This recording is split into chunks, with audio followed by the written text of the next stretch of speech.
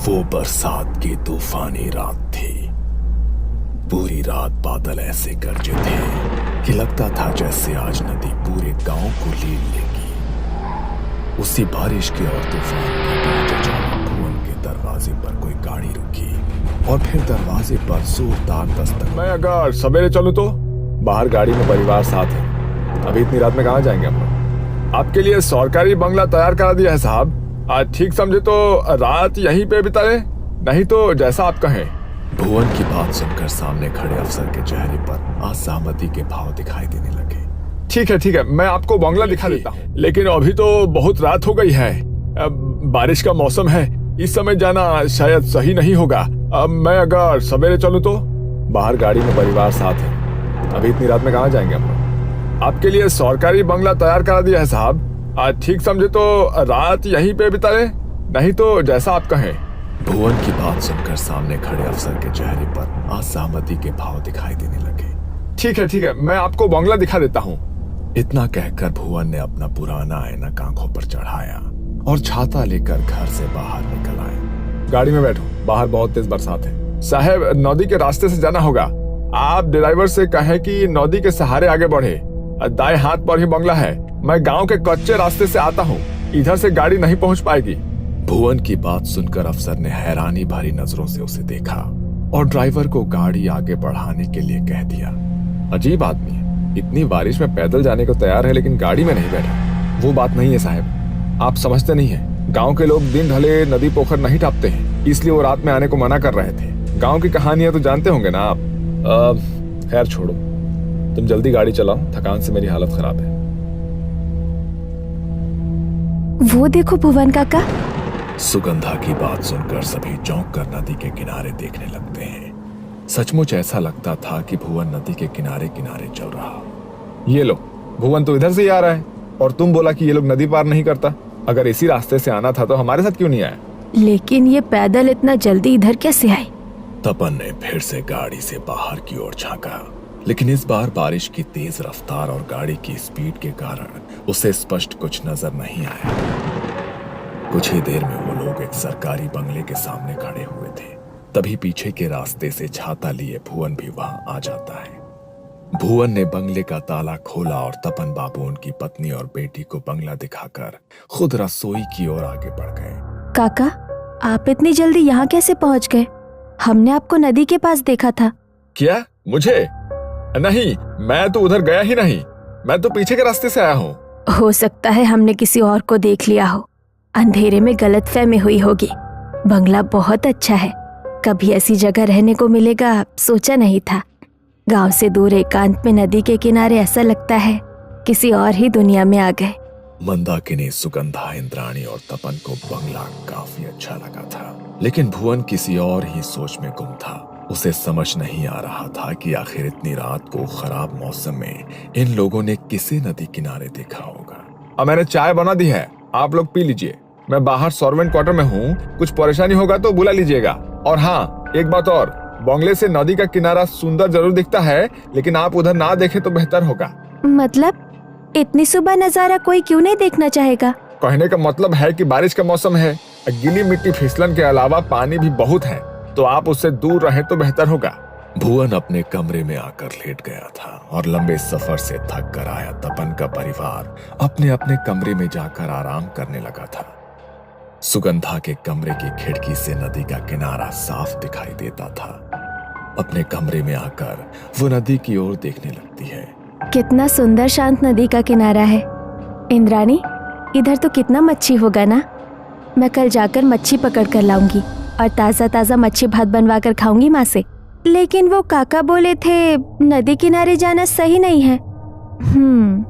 तपन बाबू पत्नी के साथ कमरे में सोने चले गए थे और इधर दोनों बहनें अपने अपने कमरे में आराम करने के लिए आ गई थी। छोटी इंद्राणी तो बिस्तर पर लेटते ही सो गई थी, लेकिन सुगंधा न जाने क्यों देर रात तक अपने कमरे की खिड़की से बाहर नदी के पानी में गिर रही रिमझिम बूंदों को देखती रही। अगली सुबह सुबह नदी की तरफ कोई गया था क्या? हमारी हवेली के दरवाजे से नदी की तरफ मिट्टी पर पैरों के निशान बने हैं। सुगंधा, इंद्राणी, तुम लोग रात में उधर गई थी क्या? परिवार के सभी लोग तो घर में ही हैं। अब फिर इतनी सवेरे नदी पर कौन जाएगा? बच्चे तो अभी सोकर ही उठे हैं। कैसी बात करती हो? भुवन बाहर जाकर उन कदमों के निशानों को देखता है जो वाकई नदी के किनारे से हवेली के दरवाजे तक दिखाई दे रहे थे। ये किसी इंसान के नदी की ओर जाने के नहीं, बल्कि नदी से हवेली तक जाने का निशान है। क्या? ये कैसे हो सकता है? ये निशान तो... मैं जानता हूँ कि आप क्या कहना चाह रही हैं, लेकिन जिसके पांव उल्टे हो उसके कदमों के निशान ऐसे ही न बनेंगे। भुवन के शब्द सुनने के बाद घर में सन्नाटा पसर गया था। सुगंधा और इंद्राणी काका की बात सुनकर घबरा गई थी। ये किस तरह की बात कर रहे हैं आप? अरे बच्चियां है, घबरा जाएंगे ना। बेकार की बातें छोड़िए और बाजार से कुछ खाने का सामान ला कर दीजिए, बच्चों को भूख लगी होगी। मंदाकिनी की बात सुनकर भुवन काका चुपचाप बाजार की ओर निकल जाते हैं। अगले 1-2 दिन ऐसे ही बीत गए थे। दोनों बहनों ने माँ के साथ मिलकर घर लगभग सेट कर लिया था। सुगंधा, इधर सुन तो जरा।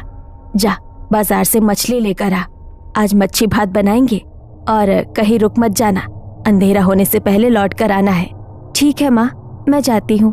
16 साल की सुगंधा घर से निकली तो उसे नदी के किनारे एक लड़की दिखाई दी जो हाथ के इशारे से उसे बुला रही थी। तुम भी यही रहती हो क्या? सुगंधा की बात सुनकर दूसरी लड़की ने रहस्यमयी सी मुस्कान के साथ उसे ऊपर से नीचे तक देखा और हाँ में गर्दन हिला दी। बड़ी बड़ी काजल से सजी आंखें, मोटी चोटी, मनमोहक सा खूबसूरत चेहरा जिस पर से सुगंधा की नजर नहीं हट रही थी। कल मिलोगी, साथ में खेलेंगे। अभी मुझे बाजार जाना है मच्छी लेने, नहीं तो माँ नाराज होगी। की मच्छी? हमें माछ खेते चाहिए, मुझे मच्छी दोगी? अचानक ही सुगंधा के कानों में इंद्राणी की आवाज टकराती है। सुगंधा, ए सुगंधा, उधर क्या कर रही है? जल्दी यहाँ आ, मैं इस लड़की से बात कर रही थी। तुम्हारा नाम की? सुगंधा ने जैसे ही उस लड़की की ओर गर्दन घुमाई तो देखा कि अभी वहां कोई भी नहीं था। सुगंधा को कुछ समझ नहीं आ रहा था कि अचानक वो सुंदर सी लड़की कहाँ चली गई। हैरान होकर वो इंद्राणी के पास आती है। उधर अकेले क्या कर रही थी? माँ ने तुझे बाजार जाने को बोला ना? हाँ, लेकिन मैंने अभी एक लड़की को देखा, वो मुझसे बातें कर रही थी, फिर अचानक पता नहीं कहाँ गायब हो गई। बहुत सुंदर थी, कह रही थी यही रहती है। बातें मत बना, कोई नहीं था वहाँ, अकेले में पता नहीं क्या बड़बड़ा रही थी उधर। अच्छा सुन, माँ ने बोला है आते हुए कुछ मीठा भी लेते आना, और हाँ थोड़ा जल्दी जाओ। सुगंधा जल्दी जल्दी बाजार के लिए निकल गई थी, लेकिन बार बार उसके मन में उसी लड़की का ख्याल आ रहा था। बाजार से मच्छी और रसगुल्ला लेकर लौटने में उसे अंधेरा हो गया था। जैसे ही वो नदी के नजदीक पहुंचती है उसे नदी के पानी में तेज हलचल महसूस होने लगती है। सुगंधा चौंक कर इधर उधर देखती है, आसपास कोई नजर नहीं आता।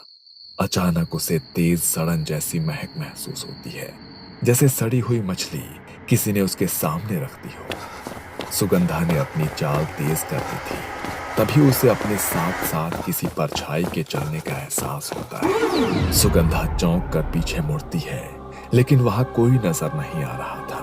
अचानक ही पेड़ से एक डाली टूटकर उसके सामने आकर गिर पड़ती है। तभी सुगंधा के कानों में एक आवाज गूंजती है, आमा के माछ दाओ। वो आवाज सुनकर सुगंधा के रोंगटे खड़े हो गए थे।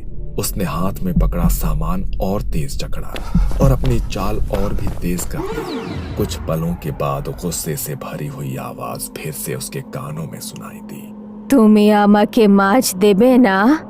डर से उसका दिमाग सुन्न पड़ गया था। सुगंधा को होश ही नहीं था वो कब और कैसे वहां से दौड़कर अपने घर के दरवाजे तक पहुंच गई थी।